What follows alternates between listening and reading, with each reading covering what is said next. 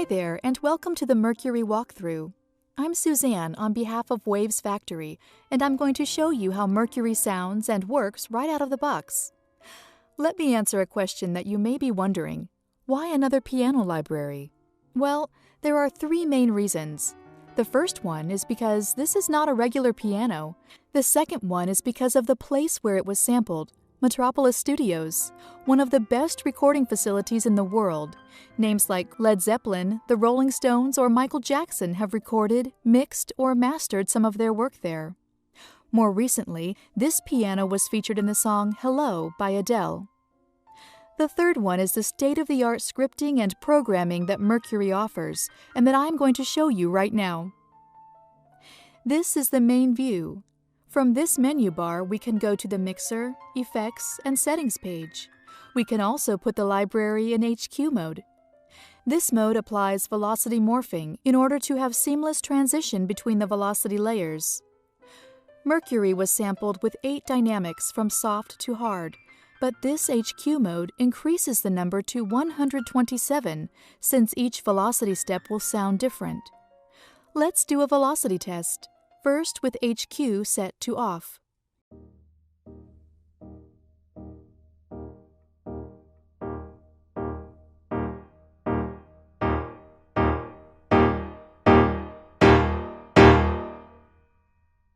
It's not too noticeable, but if you listen closely, you can hear the 8 different velocity ranges. Now let's listen to the same test with HQ set to on.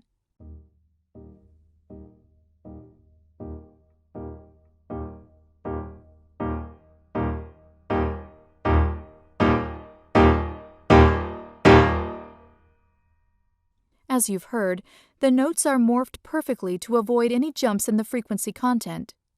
The results are perfect, but there is a downside. It's very CPU intensive. This is why it's off by default. I recommend to record your tracks this way and set it to on when bouncing to disk. Let's go to the mixer window. The background gradually moves to the panel.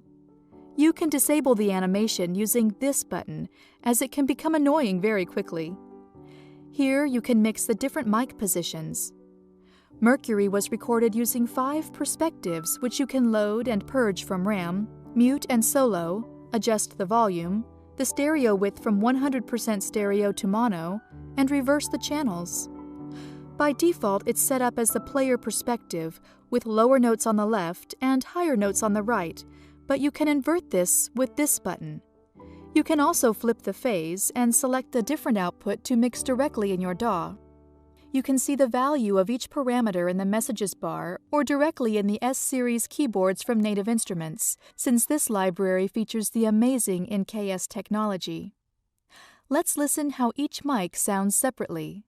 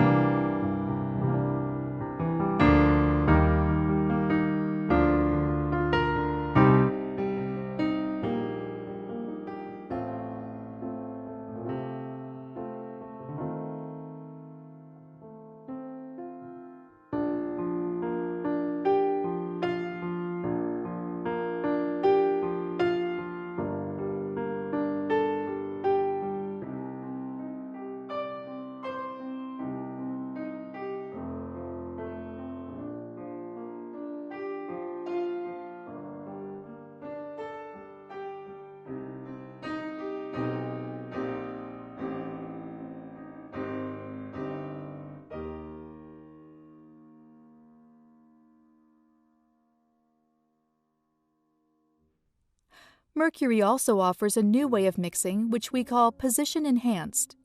When activated, a slider will appear that controls all positions at once. While you tweak it, the perspective changes gradually from close to far, with the maximum volume of each microphone being at the slider's position. Going to the Effects page, we can see 4 different DSP effects ready to use, specially designed for piano. The first one, my personal favorite reverb, the Metropolis plates. Metropolis Studios has 2 nice vintage EMT 140 plate reverbs, valve and solid state, that we sampled at 3 different time positions, short, mid, and long, which you can select here. With pre-delay, high and low-pass filters, and a wet control, a very special addition to Mercury. A compressor with threshold, ratio, attack, release and output or makeup gain, an equalizer with high and low-pass filters, and a tilt-style EQ with crossover frequency selection. This is a very quick way of shaping the color of the library. And finally, a nice chorus effect with depth, speed, stereo, and wet controls. Going to the settings page, we can see there are 5 sections: round robin, velocity curve, lid, noises, and sound. Here you can customize any parameter that you might ever need. Round robin is where you can select how many repetitions you want per key. Note that it works on a per-key basis and not with a global counter. This is important to create more randomness to the sound and make sure that the same sample is not going to sound twice in a row, as this won't be realistic. You can combine it with neighbor borrowing, which consists in moving the root note and pitch shift accordingly to get extra repetitions. Mercury will unload the samples that are not needed in order to save RAM usage. In the velocity curve section, you can specify how the library reacts to the incoming MIDI velocities. Here you have this little screen that shows the current curve. If you want to customize the table, you can click here and a bigger, editable one will pop up. You can select the lid position here with open, mid, and closed options. The noises section lets you control the volume of the key on and key off samples, which are the noises from the wooden keys hitting the string or being released. The release knob sets the overall volume of the release samples. The release script is something crucial to get a realistic piano library, and it's really difficult to get it right as the decay is different depending on these 3 variables: key position, velocity, and elapsed time. The script will trigger the perfect release sample at the right volume, calculated by an advanced function. The vibration produced by one string can make another string vibrate if it's not damped. This is called sympathetic resonance, and you can control its volume using this knob. And finally on this section, you can set the amount of pedal noise. Mercury not only supports the sustain pedal, but also sostenuto, half pedaling, and una corda pedals.